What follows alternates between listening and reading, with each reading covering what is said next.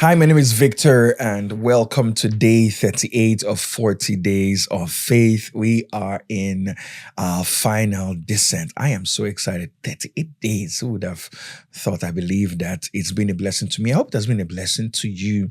Why don't you just share this with somebody? Like, really, right now, share this with somebody. Tell them, hey, I'm in day 38 of this 40-day journey, and I want to share this with you. I think your faith can grow from strength to strength here. We've been talking about words and the power of words for a while now, and I think it's essential. But today we're going to talk about what I consider to be, from my own estimation, what I think is the number one hindrance to answered prayers, other than unbelief, that is. But in the journey of faith, I think this is number one hindrance to answered prayers, and probably the number one killer of our faith. Today we're going to talk about complaining. I know you must feel like, oh my God, yes, complaining. The English dictionary defines complaining as expressing dissatisfaction or annoyance about something. In this journey of faith, really, I don't think that definition is holistic when it concerns faith. I don't think it's just about expressing dissatisfaction or just about bewailing the condition or state of things. I think to get a biblical definition or get our arms around the biblical idea of faith, it would be good to consider the meanings of some words that were translated as complaining in the Bible. You can find complaining in Psalms chapter 106, verse 24 and 27. This is talking about the children of Israel's first attempt to get into the promised land. The writer says in verse 24 of Psalms 106, then they despised the pleasant land. They did not believe his word. They despised the pleasant land. They did not believe his word. 25, but they complained in their tents and did not heed the voice of the Lord. That word there, complain, is the Hebrew word that means to murmur, to whisper, to backbite, to grumble. That is to rebel. It means to be contumacious, which means to stubbornly and willfully disobey authority. It means to repine. So it means to murmur, to complain, to be rebellious, to stubbornly and willfully disobey authority. We see the word complain also in Numbers chapter 14 and verse 2. The Bible says, all the children of Israel complained against Moses and Aaron. That word is a different Hebrew word, and this different Hebrew word means to lodge, to stop over, to pass the night, to abide. And by implication, it means to stay somewhere permanently. It means to be obstinate, especially in words, to be obstinate, especially in words. And what does it mean to be obstinate? Being obstinate means to stubbornly refuse to change one's position or chosen course of action, despite attempts to persuade them to do so. So let's put it all together. If we were to come up with definitions or pictures for complaining, we would say complaining is vocal rebellion that expresses willful and stubborn disobedience to authority. I'm going to say that again. Complaining is vocal rebellion that expresses willful and stubborn disobedience to authority. Complaining is also taking a stand contrary to instituted authority and their direction. It is pitching a tent in a fact, in a truth, in a narrative that is opposed to established authority over your life. Complaining is also expressing refusal to change your opinions or your course or your course of action, despite attempts to persuade you otherwise.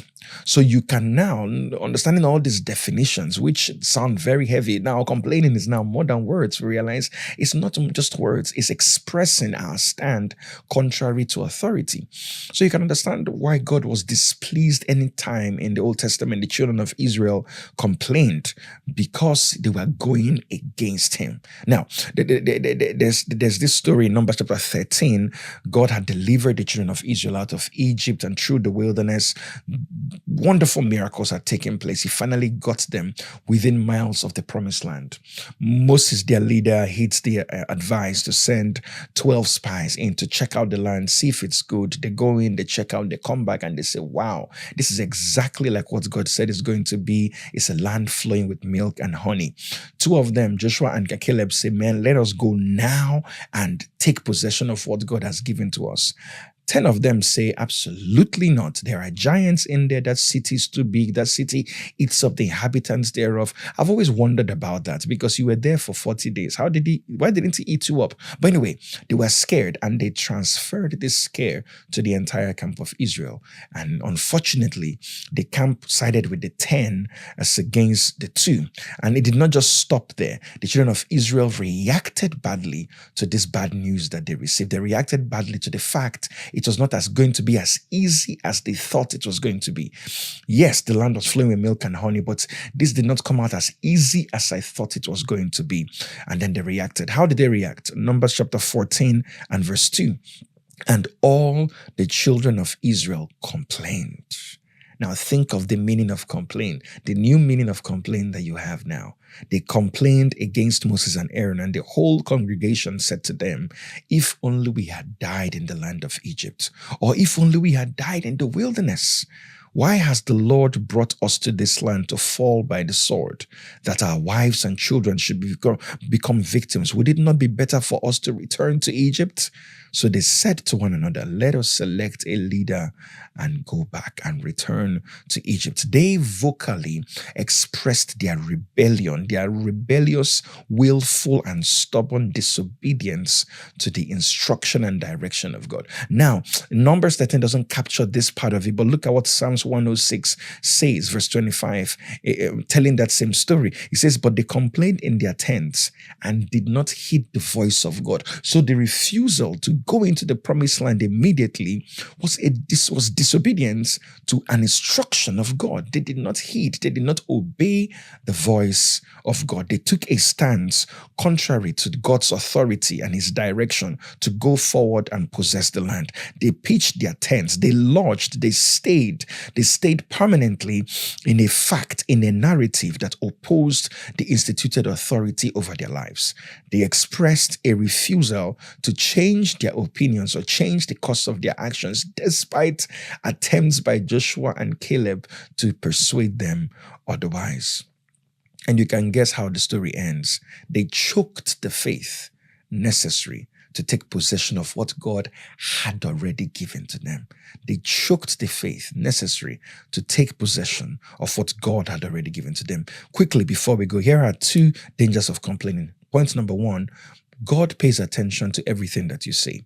Look at the account in Deuteronomy. The same story, Deuteronomy chapter 1, verse 226 says this, nevertheless, you would not go up to take the promised land, but you rebelled again against the command of the Lord your God. Again, this was an act of disobedience. Their words were an act of disobedience.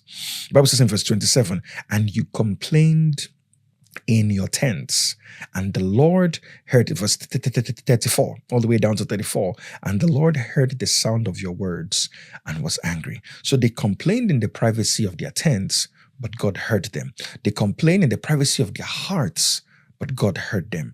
And Numbers chapter 14 verse 4, they said it would have been better for us to go back to Egypt and die there. It would have been better for us to even die in the wilderness. So point number 1, God hears and God heard their complaints. Point number 2, God cannot override your words to do something in your life. They complained and God did something. They complained and God did something he did not want to do. Numbers 14 verse 34 says, and you shall know, this is the children of Israel, because they complained, and in their complaining, they refused to obey God to move forward into the promised land. God said, you shall know the displeasure, my displeasure. Like this doesn't make me happy to do, but I have to do it. The revoking of my promise and my estrangement. Because I'm going to revoke this promise. Your generation is not going to be the generation that goes into this promised land. This is not going to be the generation that takes a hold of what I've said belongs to them. This was God's response to them actually in Numbers chapter 14 and verse 23. Remember, they said they wanted to go back to Egypt and die, and they wanted to die in the wilderness. God says in verse 23, they certainly shall not see the land which I swore to give to their fathers, nor shall any of these who rejected me, because complaining is rejecting God. Any of those who rejected me see it. 25, tomorrow, turn and move out into the wilderness by way of the Red Sea. In other words, go back the way you came. You want to go back to Egypt? Go back. That's what you're saying. Then go back to Egypt. Go all the way to verse 27 in that Numbers chapter 14, the NLT. It says, yes, I have heard your complaints. I've heard the complaints the Israelites are making against me. Now tell them this, as surely, this is God speaking, as surely as I live, declares the Lord, I will do the very things I heard you say. I will do the very things I heard you say. Now remember what they said. Want to go back to Egypt. Want to die in the wilderness. It says, verse 29, you will all drop dead in this wilderness. Why?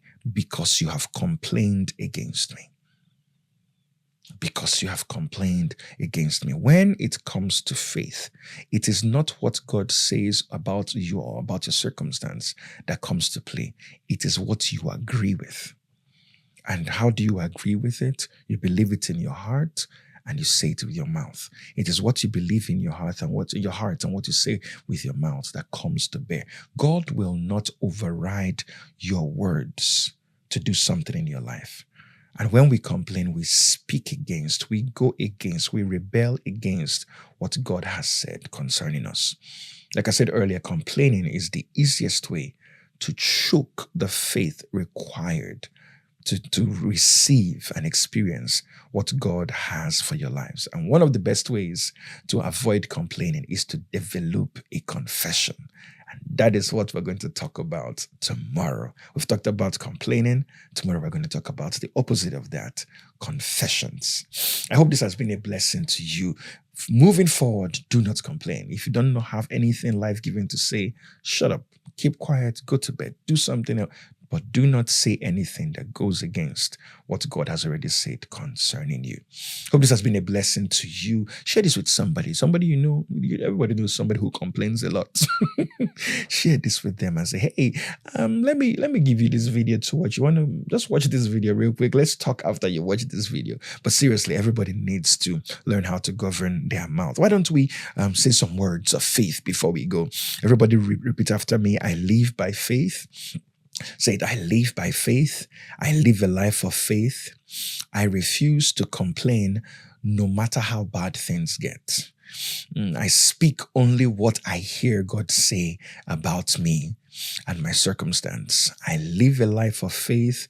I speak faith-filled words. My faith is growing stronger and stronger every day in Jesus' name. I hope this was a blessing to you. I cannot wait for us to come back tomorrow and talk about the power of confessions. See you then.